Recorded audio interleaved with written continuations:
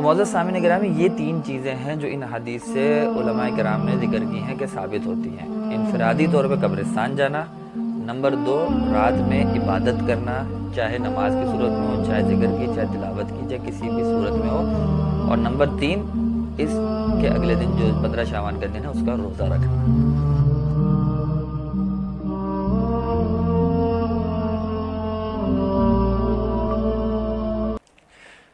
السلام علیکم ورحمۃ اللہ وبرکاتہ۔ معزز سامعین، آج ہمارا موضوع ہے شب برات، یعنی 15ویں شعبان کی رات۔ اس رات کی شریعت کی نظر میں کیا حیثیت ہے، کیا حقیقت ہے، اس میں عبادت یا قبرستان جانے کی کیا حیثیت ہے، اور اس کے اگلے دن 15 شعبان کے روزہ رکھنا اس کی کیا حیثیت ہے، آج ہم اس پہ چند گزارشات عرض کریں گے۔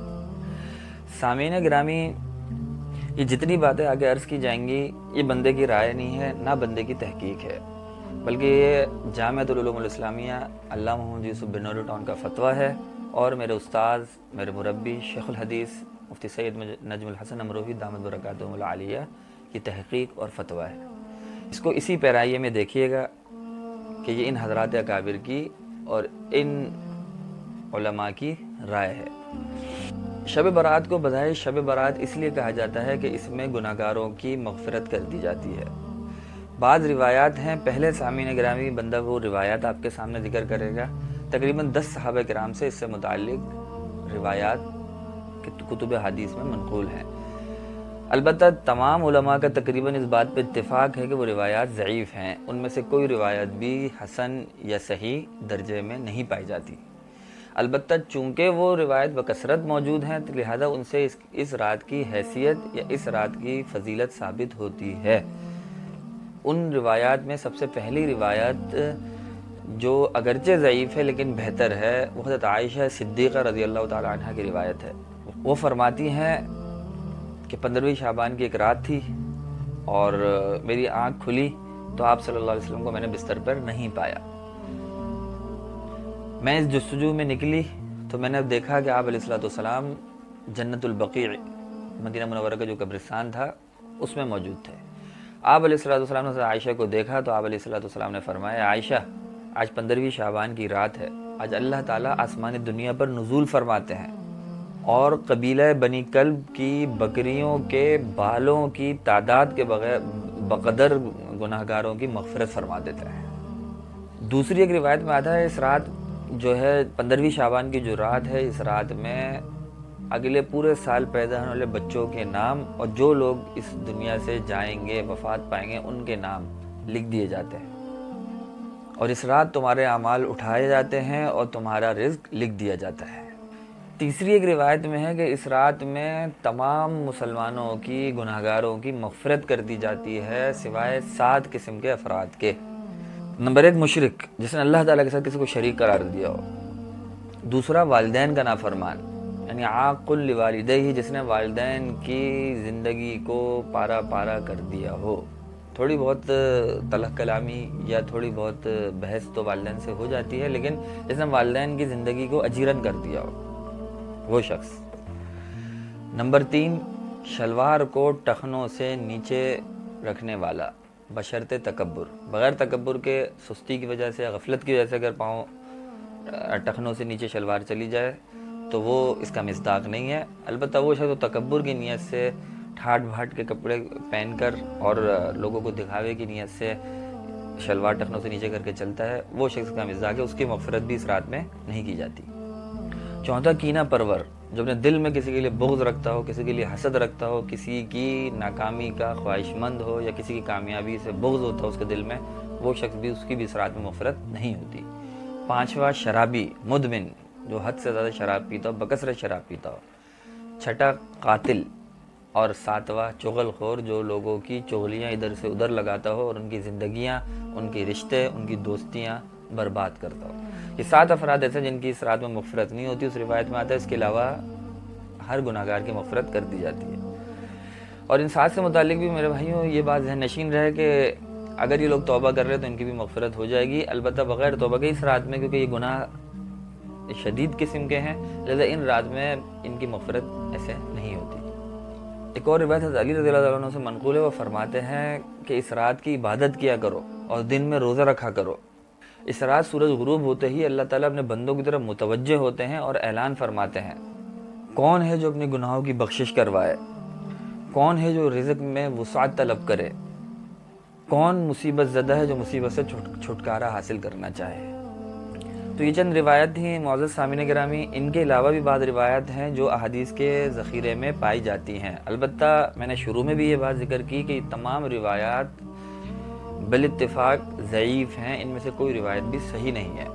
البتہ یہ اتنی بکثرت موجود ہیں کہ ان سے بعض چیزیں ہیں جو ثابت ہوتی ہیں، جن کا خلاصہ ہے جو بندہ ذکر کر دیتا ہے۔ 3 چیزیں ہیں جو ان روایت سے ثابت ہوتی ہیں۔ نمبر 1، قبرستان جانا۔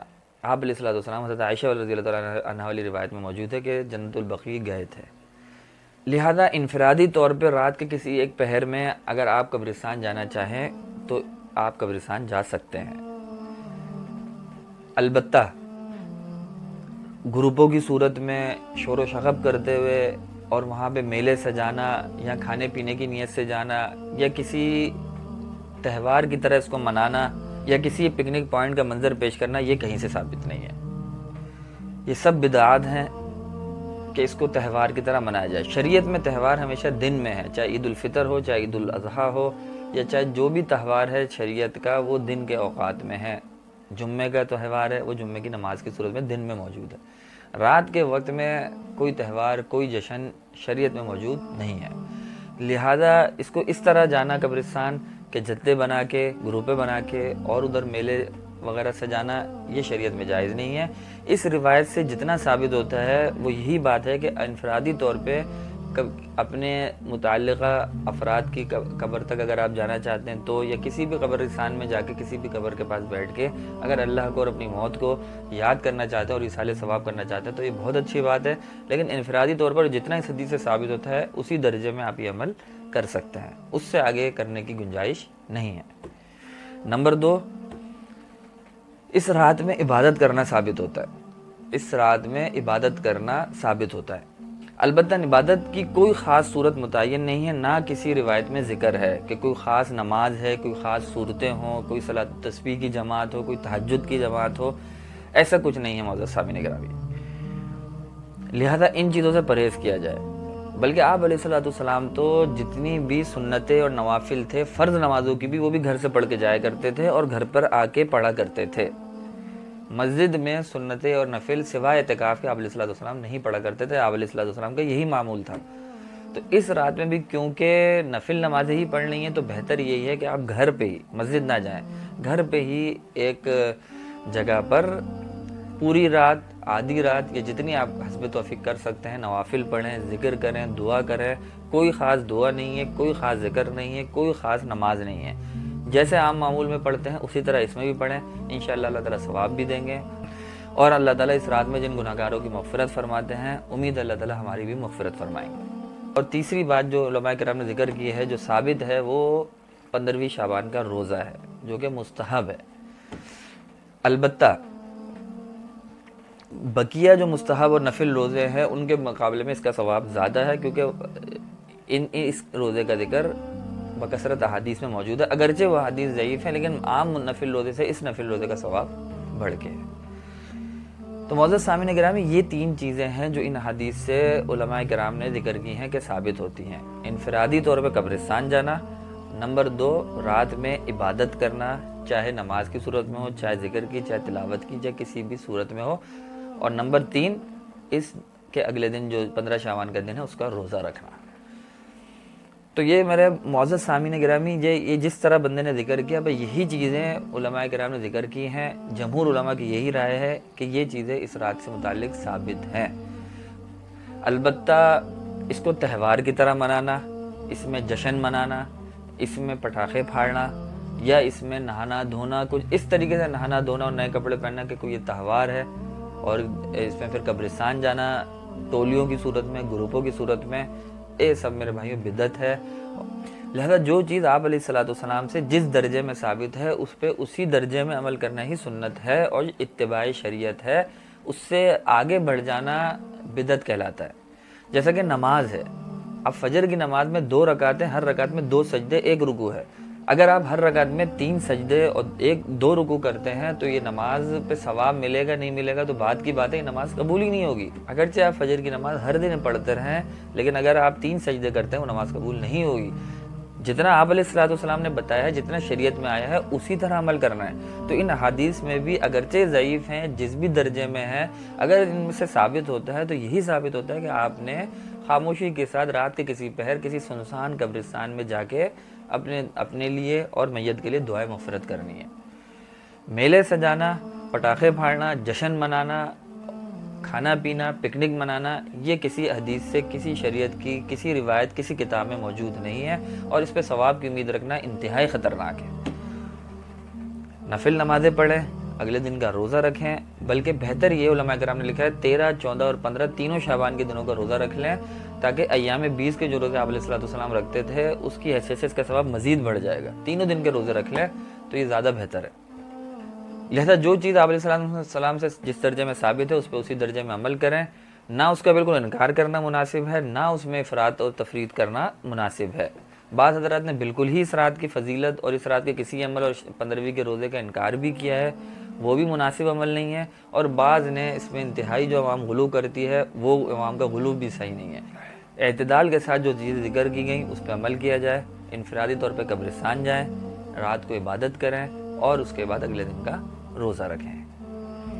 بہرحال اس رات کی فضیلت ثابت ہے، اس رات کی فضیلت سے علماء کرام نے فائدہ اٹھایا ہے، ہمیں آپ کو بھی چاہیے کہ ہم بھی فائدہ اٹھائیں۔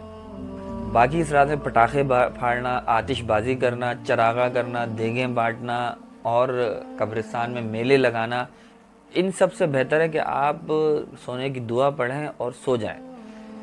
وہ اس سے بہتر ہے کہ آپ ایسے لغو اعمال میں، گناہ کے اعمال میں مصروف ہوں جو دوسروں کے لیے بھی اذیت کا سبب بنے، اور نہ شریعت میں ان کا کوئی ثبوت ہے، نہ شریعت ان اعمال کا تقاضا کرتی ہے۔ اس آخری بات سے متعلق ہی میرے بھائیوں ایک نکتے کی بات ہے، اس کو ذرا غور سے سنیے گا۔ وہ بات یہ ہے کہ چاہے لیلۃ القدر کی رات ہو یا جمعے کے دن آتا ہے کہ ایک گھڑی ایسی ہوتی ہے جس میں دعا قبول ہوتی ہے، لیکن امت کو اس کی تعین نہیں بتائی گئی۔ نہ لیلۃ القدر متعین طور پہ معلوم ہے، نہ جمعے کی وہ گھڑی معلوم ہے۔ اس کی 2 وجوہات ہوتی ہیں میرے بھائیوں، اس چیز کو متعین نہ بتانے کی شریعت کی نظر میں 2 وجوہات ہوتی ہیں۔ ایک یہ ہوتی ہے کہ تاکہ انسان اس کو اس کے تجسس میں، اس کی جستجو میں زیادہ سے زیادہ عبادت کرے۔ جیسے لیلۃ القدر ہے، پورے رمضان میں ہے، پھر آخری عشرے میں، پھر اس کی طاق راتوں میں، تو انسان اس تلاش میں زیادہ سے زیادہ ہر رات عبادت کرے اور طاق راتوں میں اور عبادت کرے۔ ایک تو یہی نقطہ مد نظر ہے، یا یہ کہ جمعے کے دن زیادہ سے زیادہ دعائیں مانگے، زیادہ سے زیادہ درود بھیجے، تاکہ شاید وہی گھڑی اس کو مل جائے تو اس کا دن زیادہ اوقات میں، اس کی زیادہ اوقات عبادت میں گزریں گے۔ اور دوسری ایک اہم وجہ یہ بھی ہوتی ہے کہ نہ بتانے کی، تعین نہ کرنے کی، کہ اگر اس رات کا یا اس وقت کی ایک خاص فضیلت ہے اور اللہ کی نظر میں ایک خاص اہمیت ہے، تو اس وقت میں انسان کسی گناہ میں مبتلا نہ ہو جائے، کیونکہ اس وقت میں اس گناہ کا وبال بھی بہت بڑھ جاتا ہے، اور جانتے ہوئے بندہ اس رات میں یا اس وقت میں وہ گناہ کرے گا تو اس کا عقاب اور اس کا عذاب کیا ہوگا، یہ میں اور آپ گمان بھی نہیں کر سکتے۔ لہذا اس لیے بھی وہ رات یا وہ اوقات شریعت نہیں بتاتی جو زیادہ افضل ہیں، ایک تو اس وجہ سے کہ لوگ زیادہ سے زیادہ اس کی جستجو کریں، اور دوسرا اگر متعین طور پہ معلوم ہو اور اس کے باوجود کوئی اس میں کوئی گناہ کرتا ہے تو اس کا عذاب وہ برداشت نہیں کر پائے گا۔ اسی پیرائے میں اگر آپ شب برات کو دیکھیں تو اس اعتبار سے تو اس میں فرق ہے کہ بہرحال یہ متعین ہے کہ 15ویں شعبان کی رات ہے، اس سے متعلق جو بھی روایات ہیں۔ البتہ آپ صرف اس نقطے پہ اگر غور کریں کہ ان احادیث سے جو ثابت ہوتا ہے کہ گناہگاروں کی مغفرت ہو جاتی ہے، اللہ تعالیٰ آسمان دنیا پہ آتے ہیں اور اس میں پیدا ہونے والے بچوں کا اور مرنے والوں کا نام لکھا جاتا ہے، اور جو بھی باتیں بندے نے روایات میں ذکر کی، اگر ان کو ثابت مان لیا جائے اور اس کے باوجود آپ اتنی مقدس رات میں کوئی گناہ کرتے ہیں، یا پٹاخے پھاڑتے ہیں، یا قبرستان میں میلے سجاتے ہیں، یا اور کوئی ایسی حرکات کرتے ہیں جو اللہ تعالیٰ کو سخت ناپسند ہیں، تو وہ عام اوقات میں بھی ناپسند ہیں، لیکن اس مقدس رات میں ان اعمال قبیحہ کی شناعت مزید بڑھ جاتی ہے۔ لہذا ان چیزوں سے اجتناب کریں۔ بندے نے ذکر کیا کہ اس سے بہتر ہے کہ آپ سو جائیں۔ اگر آپ نے جاگنا ہے اور اس رات کی فضیلت سے، اس رات کی اہمیت سے فائدہ اٹھانا ہے، تو بس آپ نے ایک کام یہ کرنا ہے کہ آپ خاموشی سے اپنے کمرے میں عبادت کریں۔ مسجد جانے کی، میلے لگانے کی، اجتماعی تہجد یا اجتماعی صلاۃ التسبیح کی کوئی بات ثابت نہیں ہے۔ آپ انفرادی طور پہ گھر پہ عبادت کریں۔ نماز پڑھیں، ذکر کریں، تلاوت کریں، اپنے گھر والوں کو بھی الگ کمروں میں بیٹھا کے عبادت میں مشغول کرائیں۔ انشاءاللہ اللہ تعالیٰ آپ کی عبادت قبول بھی فرمائے گا، اور جو بھی وعدے اس رات سے متعلق موجود ہیں اس کی آپ کو مصداق بھی بنائے گا۔ نمبر 2، رات کے کسی پہر اکیلے آپ قبرستان کی طرف نکل جائیں، قریبی جو بھی قبرستان ہے اس میں ایک سنسان جگہ میں بیٹھ کے اللہ تعالیٰ کا ذکر کریں، دعا کریں، ایصال ثواب کریں، انشاءاللہ اس کا اجر بھی اللہ تعالیٰ آپ کو دے گا۔ اور تیسرا 15ویں شعبان کا روزہ رکھیں، بلکہ 13، 14، 15 شعبان جیسے بندے نے ذکر کیا، تینوں کا ہی روزہ رکھیں، انشاءاللہ اللہ تعالیٰ وہ بھی قبول فرمائے گا۔ اس کے علاوہ کسی لغویات میں پڑھنے کی کوئی ضرورت نہیں ہے، اور نہ یہ وہ لغویات شریعت سے ثابت ہے۔